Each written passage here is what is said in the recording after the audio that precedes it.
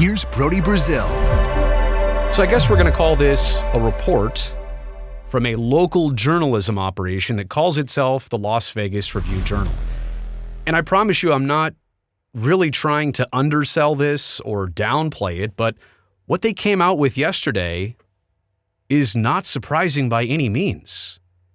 That baseball might, in the month of November, hold a vote on potential relocation for the A's to Las Vegas. I mean, isn't this what we've been paying attention to now for almost half a year? Literally the last 5 months since late April. This is the process, which sometimes moves at frantic speeds. Other times lately, it seemed to be slow and quiet and very much behind the scenes. But to think that there would be no vote and that the A's wouldn't try and push for this by the end of the calendar year so that they can stay on revenue sharing status, like, honestly, I'm not trying to tell you that we couldn't all see this coming, but we could all see this coming. And I could also summarize the article in pretty much one sentence here. I'm not going to link to it or share it, but it goes like this. The industry expert said the vote is expected during MLB owners' meetings planned for mid-November. There's a lot of loose change right there. The vote is expected during planned meetings for mid-November. Oh, and it comes to us from an industry expert. Why so many hypotheticals lately with the Las Vegas Review-Journal? I always like to analyze something of why am I finding out about this now? Where is it coming from? Why does it exist? Put together those pieces for just a second. A lot of anonymous sources lately from the Las Vegas Review-Journal. Why? What are we hiding here? What are we protecting here? Anyway, that's beyond the point. The whole picture here is that none of this is shocking at all. This is what it was all leading to. A vote that the A's want, a vote that the A's need. But there's also this. We talk about the vote. How's it going to go? We can separate what the A's have and what remains a question. Here's what they have. The 9 acres of land on the site of the current Tropicana Hotel. 9 of 35 acres on that site. Just 9 are for the ballpark. They're working with Bally's. They're working with GLPI, Gaming and Leisure Properties Incorporated. They're giving $175 million towards this project, which we also recently found out that 175 is not largely going to go to construction or future endeavors. A lot of that is going to demolition of the current Tropicana Hotel, which, oh yeah, is also a huge part of this deal, this project, these plans. When will that actually come down? Nobody's 100% certain on that yet.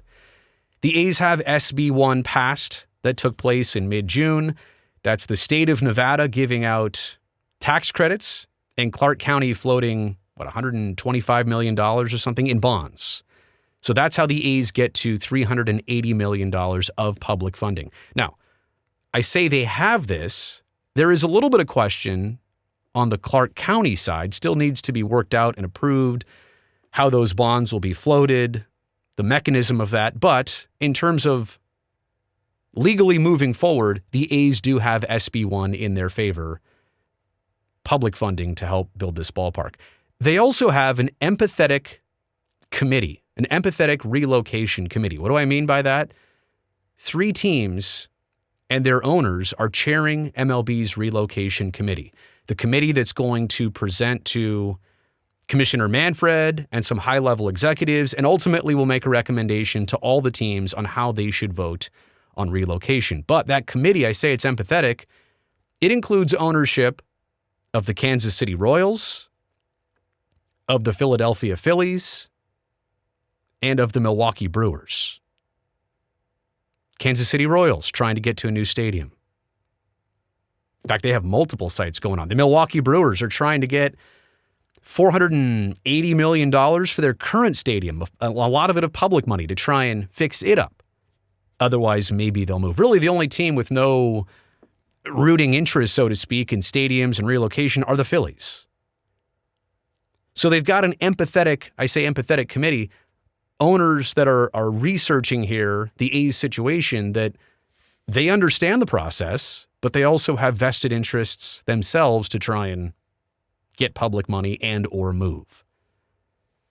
But that's what the A's have, right? So you need some of these things to present to be voted on, right? These are obvious. Like, do you have a place you want to go? How are you going to fund this? Do you have public funding? Yeah, so this is what the A's have. 1, 2, 3, 4 or 5 things here. Okay? Here's what the A's don't really have right now.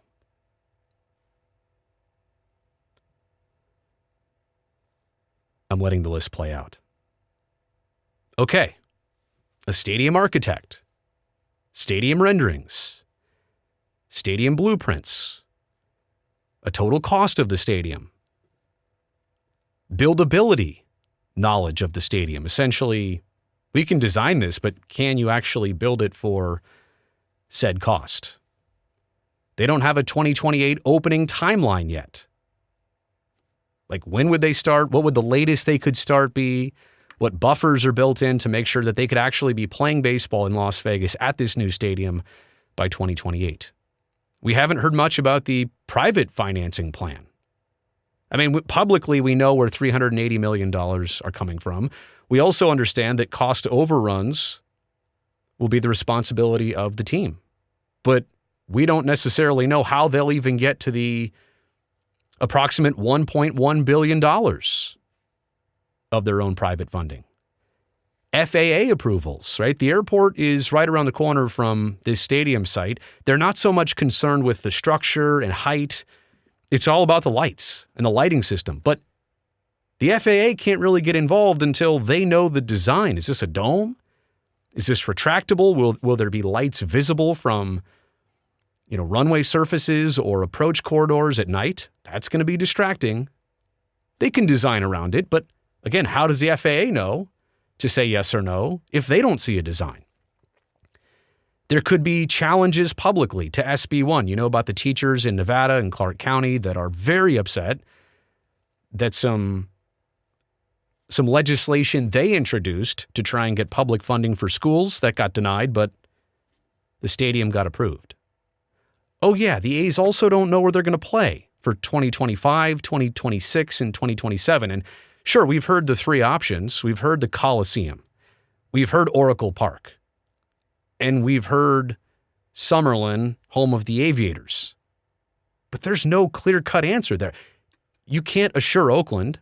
You don't know that the Joint Powers Authority and the city and county will be up to renewing a lease even longer. So you don't know that that's clear.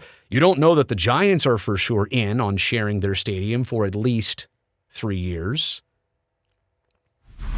And Summerlin as a minor league ballpark, yeah, I get it. 8,100 seats. It's newly built, a lot of nice amenities.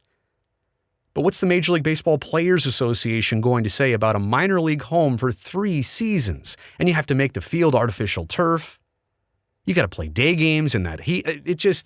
That one is almost like the first one. As we realize and time goes on, that's almost the first one that gets crossed off the list. And the other 2 are not guarantees by any means. How about a Vegas media partner? Now, I'm going to stay out of the weeds in this one because it involves my business and my work, but clearly the team would have to partner with somebody to show its games, broadcast on the radio. There's some things there to be worked out. And obviously, the biggest thing that remains for all of this is to get a 75% approval vote by Major League Baseball owners. Granted, what if it's 50-50? Which half the owners could go against this. I don't know how that's going to go. I don't want to lead anybody on. I don't want to predict or project anything here. It could be one of those situations where there's chatter internally and maybe all of the minds have already been made up. Like literally right now as you watch this. One way or the other. Or will it actually be a vote of, okay, let's see what everybody thinks. This is not predetermined. Getting 75% of owners to agree on something, it's got to be a pretty significant sell. My point in all of this is just to say that, no, I'm not surprised that the A's want this vote to happen in mid-November. My original guess was right around winter meetings, early December, so 2 weeks later. I've been saying this all along. So if they happen in mid-November, my only reaction is that, all right, it's a little bit earlier than I expected by 2 weeks. But are you going to have all of that stuff, all of those things I just showed you? Are you going to have all of that squared away in the next 60 days? That's a lot. So, not surprised by this. Not a big deal, not unexpected, but the real part is, can the vote even happen? Will it be ready to happen by that point? It's not a surprise the A's want it. Will it be ready by mid-November, whenever those owners' meetings are? Not a lot of clarity there. Thumbs up on this video at the bottom since you made it here all the way to the end. You know I appreciate that. And don't forget, subscribe to the channel so I can definitely see you next time.